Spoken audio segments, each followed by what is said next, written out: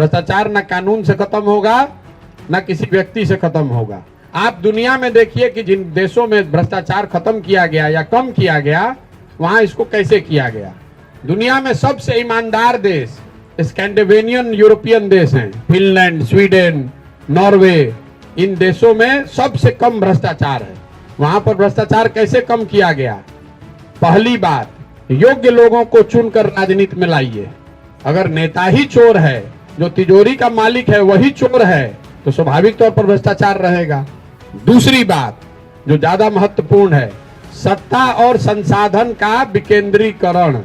मतलब बिहार के सेक्रेटेरिएट में पटना में बैठ के फंड का बंटवारा न हो, उसका बंटवारा नीचे पंचायत के स्तर पर होना चाहिए। पंचायत को यह अधिकार होना चाहिए। पंचायती राज कानून में ये बात कही गई थी कि 1/3 विकास की राशि पंचायतों के माध्यम से खर्च होना चाहिए।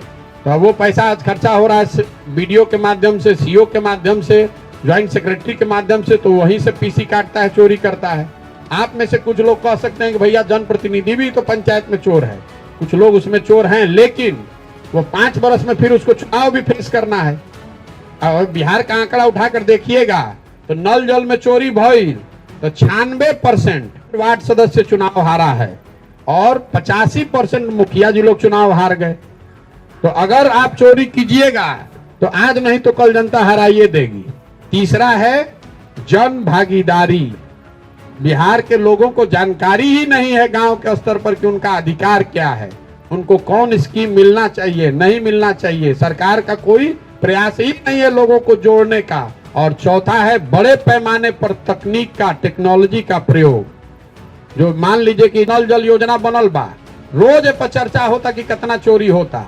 जिस नल जल योजना को बनाने में 20 लाख रुपया लगा, अगर सरकार ने 20,000 रुपया उसमें और लगाया होता तो सारा डेटा रियल टाइम बेसिस पर, कब वो पंप ऑन हुआ, कब पंप बंद हुआ, कितना पानी निकला, पटना में बैठे बैठे आप टेक्नोलॉजी के माध्यम से देख सकते थे।